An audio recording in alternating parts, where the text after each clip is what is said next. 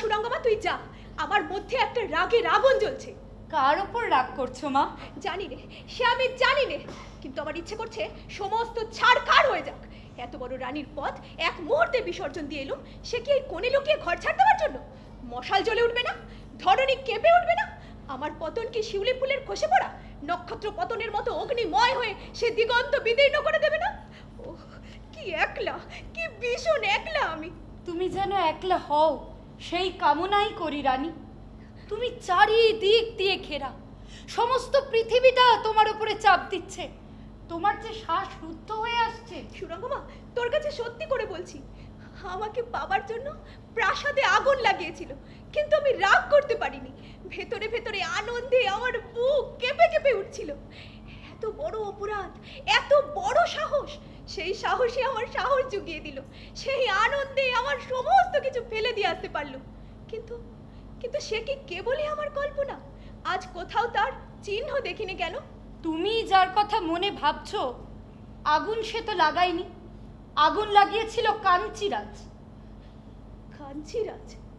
ভীরু, অমন মনোমোহন রূপ, তার মধ্যে মানুষ নেই। এত বড় অপদার্থের জন্য নিজেকে এত বড় বঞ্চনা করেছি। লজ্জা, লজ্জা। কিন্তু সুরঙ্গমা, তোর রাজার কি উচিত ছিল না এখনো আমাকে ফেরানোর জন্য আসে? তুই ভাবছিস ফেরবার জন্য আমি ব্যস্ত হয়ে উঠেছি? কখনো না। তিনি এলেও আমি ফিরতুম না। কিন্তু তিনি একবার বারণও করলে না, চলে যাবার দ্বার একেবারে খোলা। খিরে বল না, তোর রাজার এ কিরকম ব্যবহার? সে তো সবাই জানে মা। আমার রাজা নিষ্ঠুর, কঠিন, তাকে কেউ সুরঙ্গমা, ওই দেখ, ওই মাঠের কোণে পূর্ব দিগন্তে যেন তুলে উঠছে। হ্যাঁ, তাই তো। রথের ধ্বজার মতো মনে হচ্ছে না? হ্যাঁ, ধ্বজাই তো বটে। তবে তো সে আসছে, তবে তো এলো। কে আসছে? কেন তোর রাজা থাকতে পারবেন কেন? এতদিন যে চুপ করে আছে সেই আশ্চর্য। না, এ আমার রাজা নয়। নয় বই, তুমি তো সব জানো। ভারী কঠিন তোমার রাজা, কিছুতে টলেন না। দেখি কেমন না টলেন। মনে রাখি সুরঙ্গমা, আমি কিন্তু একদিনের জন্য ডাকিনি। সুরঙ্গমা যা, একবার বাইরে গিয়ে দেখে আগে।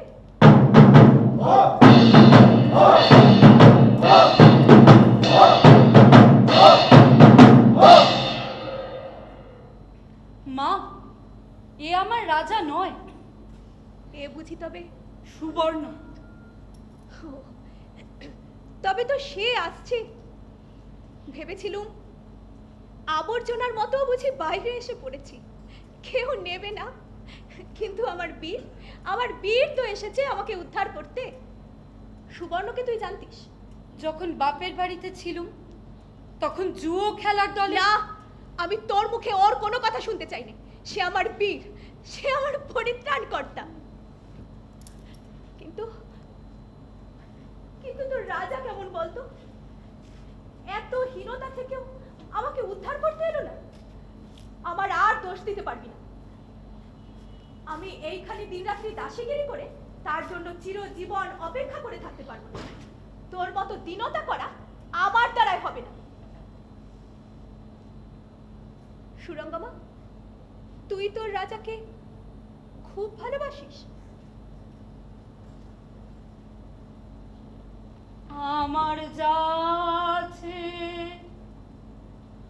আমি সকল দিতে পারিনি তোমারে না।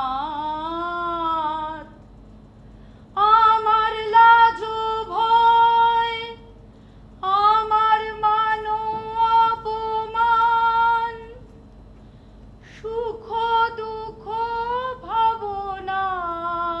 পিতা, হ্যাঁ কন্যা, আমি তোমার সেই হতভাগ্য পিতা। কাঞ্চিরাজ আজ আমার দ্বারে উপস্থিত তোমার অধিকারের দাবি নিয়ে। আমি জানি না কি অধিকার আছে তার।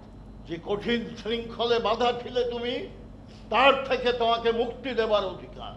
তা যদি হয়, তবু তখনও আমি তো কেবল আমারই থাকবো। না না কন্যা, এখন তুমি বৃন্ত ছিন্ন একটি পদ্মের মতো, যা শুধুমাত্র ঢেউয়ের করুণার উপর নির্ভর করে। তাহলে এবার আমাকে ত্যাগ করুন পিতা। তুমি একা, তোমার দাবিদার অনেক। আমি সব যুবরাজদের থেকে পত্র পেয়েছি, তারা এখন সসৈন্য অগ্রসর হচ্ছে। আমার তো ইচ্ছে করছে তোমাকে টুকরো টুকরো করে কেটে যদি তাদের দাবি আমি মেটাতে পারতাম। পিতা, তাদের সঙ্গে যুদ্ধে সৈন্য পাঠাবেন না। আমাকে একা ওইসব যুবরাজদের সঙ্গে দেখা করার অনুমতি দিন। মহারাজ, স্বয়ংবর সভার আয়োজন করা হয়েছে। সৈন্য প্রস্তুত করো, আমি যুদ্ধে যাব। জেনে রেখো, মৃত্যুর জন্য কোনো প্রস্তুতির সময় লাগে না, দ্বিধার কোনো সময় নেই। চলো। সুরঙ্গমা, আমাকে ওই সভায় যেতে হবে। হ্যাঁ রানী, সাহসের সঙ্গে এগিয়ে যাও। তোমার নিয়তির মুখোমুখি হও আর হারিয়ে দাও তাকে। তুই আমার কথা নিয়ে যা ওইসব রাজকুমারদের কাছে। আমার হয়ে তাদের প্রণাম জানিয়ে বলিস, আমি তাদের সকলের আমন্ত্রণ গ্রহণ করেছি।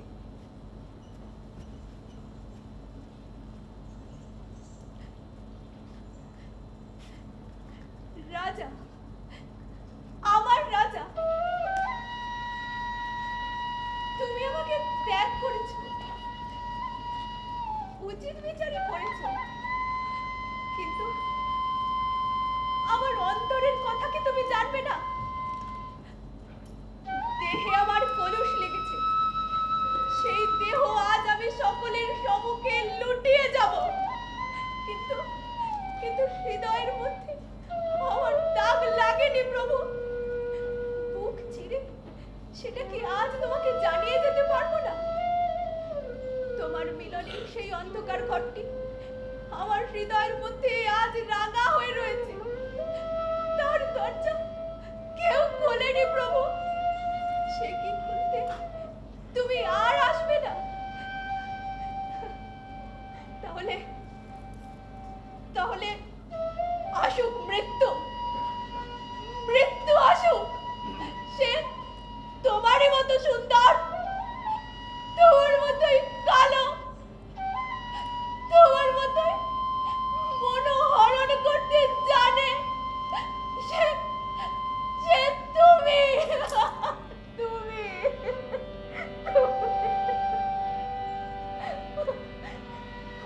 আমারে যে জাগতে হবে, কি জানি সে আসবে কবে,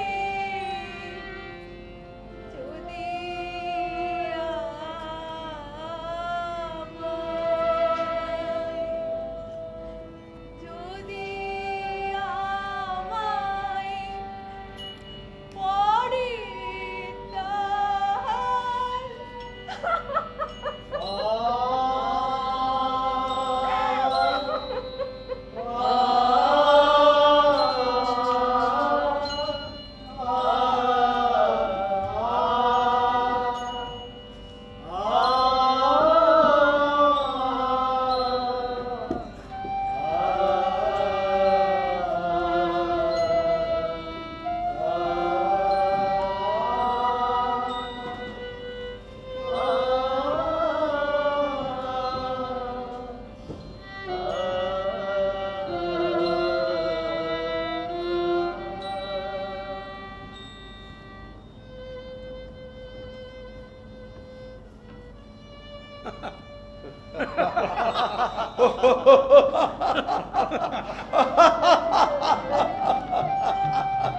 কাঞ্চিরাজ, তোমার অঙ্গে কোনো আবরণ দেখছিল যে।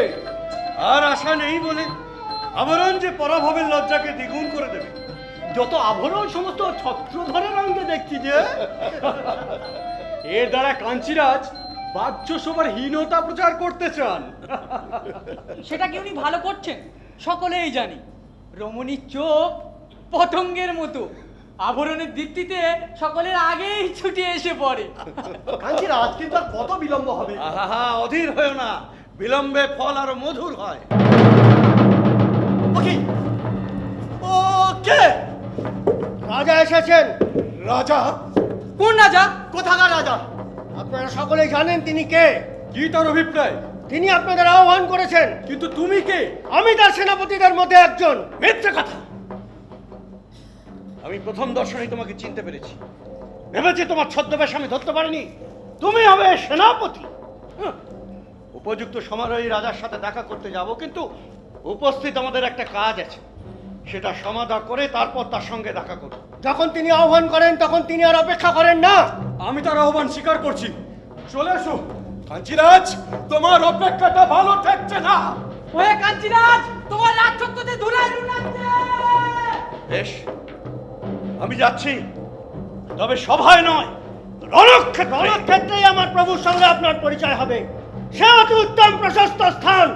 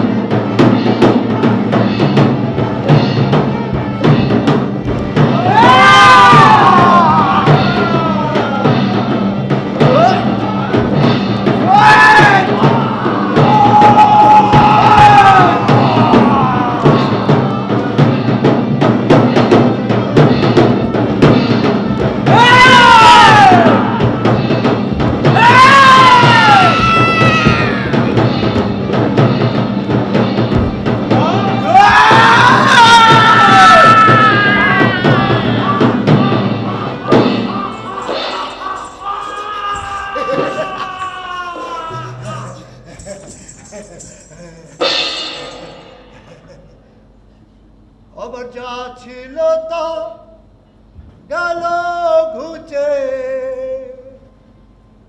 জানে তার ঝোঁকে আমার ফুড়োয় পুঁজি ভাবিস বুঝি ওরি তাহার শোকে। ওরে আছি সুখে হাস্য মুখে, দুঃখ আমার না। আমি আপন মনে পাঠে বনে উধাও হয়ে ধায়। আমার সোনার হরিণ চাই, আমার সোনার হরিণ চাই, তোরা যে যেমন হয় আমার সোনার হরিণ চাই।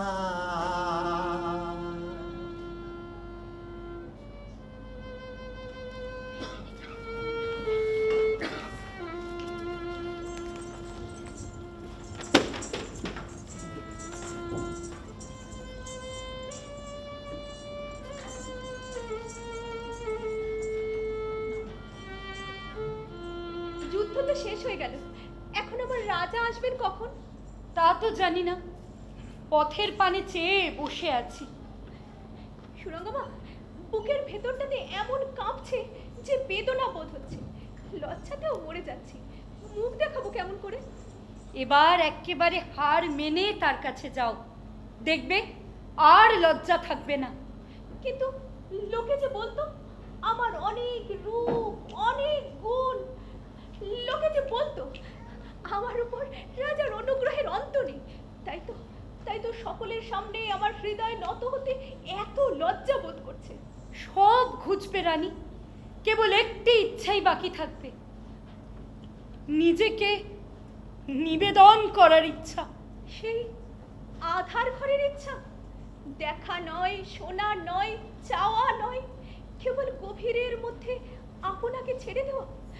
কিন্তু কই, আমার রাজা কেন এখনো আমাকে নিতে আসছেন না? আর কিসের জন্য তিনি অপেক্ষা করছেন? সুরঙ্গমা, যা একবার বাইরে গিয়ে তার একবার খবর নিয়ে আয় গে। কিন্তু কোথায় তার খবর পাবো তা তো কিছুই জানি নে। ঠাকুর তাকে ডাকতে পাঠিয়েছে। জয় হোক, হ্যাঁ, জয় হোক, জয় হোক। শুনেছি তুমি আমার রাজার বন্ধু। বলো, আমার রাজা কখন আমাকে নিতে আসবে? ওই তো বড় শক্ত কথা জিজ্ঞাসা করলে দিদি। যুদ্ধ তো শেষ হয়ে গেল, কিন্তু তিনি যে কোথায় তার খবর নেই। চলে গিয়েছে? সারা শব্দ তো কিছুই পাই না দিদি। চলে গেলেন? তোমার বন্ধু এমনই বন্ধু? হ্যাঁ, সেই জন্য লোকে তাকে নিন্দে করে, সন্দেহও করে, কিন্তু আমার রাজা তাতে খেয়ালও করেন না। চলে গেলেন? ওরে কি কঠিন, একেবারে পাথর, একেবারে বজ্র। সমস্ত বুক দিয়ে ঠেলছি, বুক ফেটে গেল, তবু নড়লো না। ঠাকুরদা, অমন বন্ধুকে নিয়ে তোমার চলে কেমন করে? চিনে নিয়েছি যে, সুখে দুঃখে তাকে চিনে নিয়েছি। এখন আর সে কাঁদাতে পারে না। সে যে সব আমাকেও কি সেটা চিনতে দেবে না? দেবে বই কি, দেবে বই কি, নইলে এত দুঃখ দিচ্ছে কেন? ভালো করে চিনিয়ে তবে ছাড়বে। সে তো সহজ লোক নয়। আমি এইখানে চুপ করে পড়ে থাকবো, এক পা নড়বো না, দেখি সে কেমন না আসে। দিদি, দিদি, তোমার বয়স অল্প, জিদ করে অনেক দিন পড়ে থাকতে পারো, কিন্তু আমার এক মুহূর্ত গেলেও লোকসান বোধ হয়। পাই না পাই একবার খুঁজতে বেরোবো। জয় হোক, জয় হোক। চাই নে, তাকে চাই নে। সুরঙ্গমা, তোর রাজাকে আমি চাই নে। কেন যুদ্ধ করতে এলো? আমার জন্য? একেবারেই না, সে কেবল বীরত্ব দেখাবার জন্য। দেখালেন আর কই? যা যা, তোর কথা অসহ্য বোধ হচ্ছে। এত নত করলে তবু স্বাদ মিটলো না? বিশ্বশুদ্ধ লোকের সামনে আমাকে এইখানে ফেলে রেখে দিয়ে চলে গেল।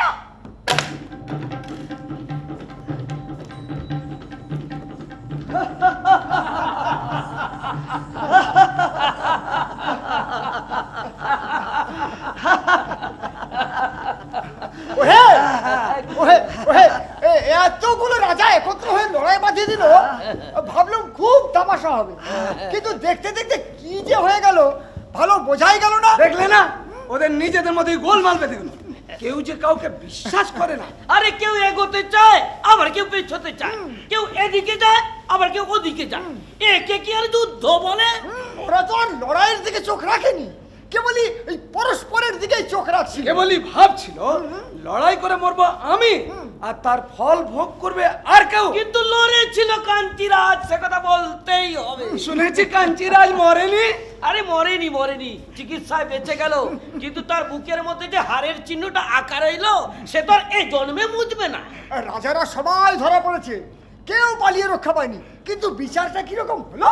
শুনেছি সকল রাজারই দণ্ড হয়েছে, কেবল কাঞ্চিরাজকে বিচারকর্তা নিজের সিংহাসনে দক্ষিণ পার্শ্বে বসিয়ে। আমি যদি বিচারক হতাম তাহলে কাঞ্চিকে কি আর আস্ত রাখতাম? হ্যাঁ, তাই তো। ওরা চিহ্ন দেখাই যেত না। আরে কি জানি ভাই, মস্ত মস্ত বিচার করতা, ওদের বুদ্ধি একরকমের। ওদের বুদ্ধি বলে কিছু আছে কি? ওদের সবই মর্জি, কেউ তো বলবার লোক নেই। যা বলিস ভাই, যদি আমাদের হাতে শাসনের ভার পড়তো, এর যে ঢের ভালো চালাতে পারতো। সে আর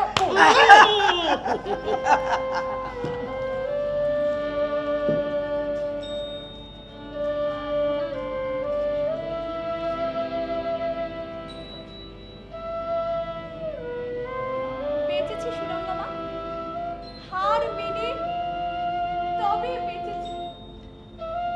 আমার রাজা কেন আমার কাছে আসতে যাবে? আমি তার কাছে যাব। কিছুতেই মনকে এই কথাটা বলাতে পারছিলাম না। সমস্ত রাতটা এই জানলায় পড়ে ধুলোয় লুটিয়ে কেঁদেছি। মনে হয়েছিল কালকে রাতটা যেন কিছুতেই পোহাতে চায় না। বললে বিশ্বাস করবি না, এরই মধ্যে আমার বারবার মনে হচ্ছিল কোথায় যেন তার বীণা বাজছে। সেই বীণা তুই কি শুনেছিলি সুরঙ্গমা? না, সে আমার স্বপ্ন। সেই বীণা শুনবো বলেই তো তোমার কাছে কাছে আছি। তার পণটাই রইল, পথে বের করলে তবে ছাড়লে, মিলন হলে এই কথাটি তাকে বলবো, আমি এসেছি, তোমার আশা আর অপেক্ষা করিনি। বলবো, চোখের জল ফেলতে ফেলতে এসেছি, কঠিন পথ ভাঙতে ভাঙতে এসেছি, এই গর্ব আমি ছাড়বো না। কিন্তু সে গর্বও তোমার টিকবে না। সে যে তোমারও আগে এসেছিল, না হলে তোমাকে বের করে কার সাধ্য? হয়তো এসেছিলেন, আভাস পেয়েছিলুম, কিন্তু বিশ্বাস করতে পারিনি। যতদিন অভিমান করে পড়েছিল, মনে হয়েছিল সেও আমাকে ছেড়ে দিয়েছে। যখন অভিমান ভুলে পথে বেরিয়ে পড়ল, মনে হলো সেও আমার সঙ্গে বেরিয়ে এসেছে। এই রাস্তা থেকে তাকে পাওয়া শুরু করেছি। এখন আমার মনে এই যে কষ্ট, এই কষ্টই আমাকে তার সঙ্গ দিচ্ছে। এই কঠিন পথ আমার পায়ের তলায় যেন সুরে সুরে বেজে উঠছে। এ যেন আমার বীণা, আমার দুঃখের বীণা। এরই বেদনার গানে, কঠিন পাথরে, শুকনো ধুলোয় তিনি আপনি বেরিয়ে এসেছেন, আমার হাত ধরেছেন। যেমন সেই অন্ধকার ঘরের মধ্যে আমার হাত ধরতেন, হঠাৎ চমকে উঠে গায়ে কাঁটা দিয়ে উঠত, এও যেন সেই রকম। কে বললে তিনি নেই? মা, এ যে দেখছি কাঞ্চিরাজ। কাঞ্চিরাজ? ভয় করো না মা। ভয়? ভয় কেন করব? ভয়ের দিন আমার আর নেই। মা, তুমিও বেরিয়েছো। আজ তুমি আর আমি একই পথের পথিক। আমাকে ভয় করো না মা। ভালোই হলো কাঞ্চিরাজ, আমরা দুজন পাশাপাশি তার কাছে চলেছি। এই বেশ ভালো হলো। ঘর ছেড়ে বেরোবার মুখে তোমার সঙ্গে আমার যোগ হয়েছিল। আজ ঘরে ফেরবার পথে সেই যোগই যে এমন শুভ যোগ হয়ে উঠবে, তা কে আগে মনে করতে পারতো? কিন্তু মা, তুমি যে হেঁটে চলেছো, ইয়ে তো তোমার শোভা পায় না। অনুমতি করো, একখানি রথ আনিয়ে দিই। না না, অমন কথা বলো না। যে পথ দিয়ে তার কাছ থেকে দূরে এসেছি, সেই পথের সমস্ত ধুলোটা পা দিয়ে মারিয়ে মারিয়ে ফিরবো, তবেই আমার বেরিয়ে আসা সার্থক হবে। মহারাজ, তুমিও তো আজ ধুলোয়। ভোর হলো দিদি, ভোর হলো। ভোর? এ কি কাঞ্চিরাজ, তুমি পথে যে? তোমার রাজা আমাকে আজ পথে নামিয়েছে। ওই তো তার স্বভাব। ঠিক ঠিক। যখন তাকে রাজা বলে মন মেনে নিতে চায়নি, তখন হঠাৎ করে কালবৈশাখীর মতো এসে আমার ধ্বজা, আমার দণ্ড সমস্ত ভেঙে চুরে ছারখার করে দিল। আজ যখন তাকে রাজা মেনে নিয়ে পথে পথে ঘুরে বেড়াচ্ছি, তখন আর তার দেখা নেই। কিন্তু রাজন, রাত্রে বেরিয়েছো যে? ওই লজ্জাটুকু ছাড়তে পারিনি। কাঞ্চি রাজা থালায় মুকুট নিয়ে দিনের আলোয় তোমার রাজার মন্দির খুঁজে বেড়াচ্ছে। এটা দিনের আলোয় লোকে দেখে হাসবে যে। লোকের ওই দশা বটে, যা দেখে চোখ দিয়ে জল বেরিয়ে যায়, তাই দেখে বাঁদররা হাসে। কিন্তু ঠাকুরদা, হ্যাঁ, তোমার দল বল দেখছি না যে। আমার শম্ভুসূদনের দল, হ্যাঁ হ্যাঁ তারা এবার লড়াইয়ে মরেছে। হ্যাঁ, হ্যাঁ, তারা আমায় বললে, ঠাকুরদা, পণ্ডিত রাজা বলে আমরা কিছুই বুঝি নে, তুমি যে গান গাও তার সঙ্গেও গলা মেলাতে পারি নে, কিন্তু একটা কাজ আমরা পারি, আমরা মরতে পারি। আমাদের যুদ্ধ নিয়ে যাও, জীবনটা সার্থক করে আসি।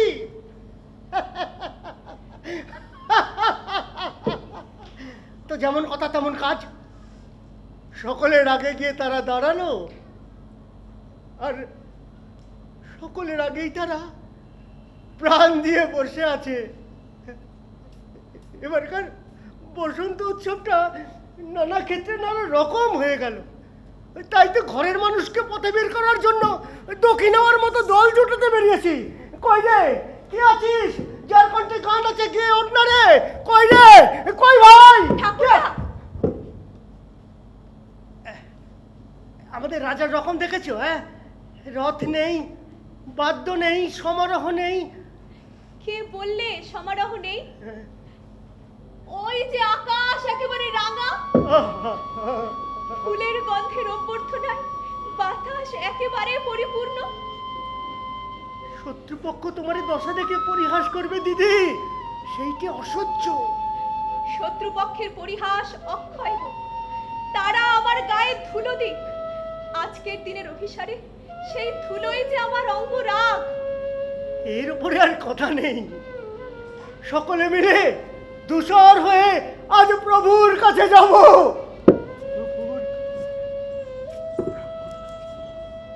ওই যে সূর্য উঠল।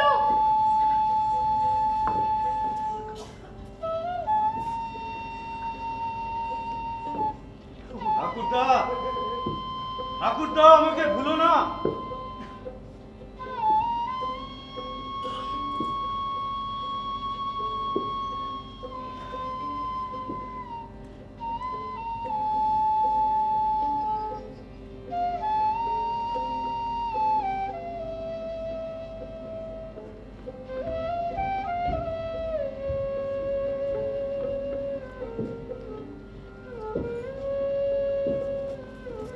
মশাই, কেন? রাস্তা কোথায়? এখানে সব রাস্তায় রাস্তা, যে দিক দিয়ে যাবে ঠিক পৌঁছাবে। সামনে চলে যাও। সামনে চলে যাও।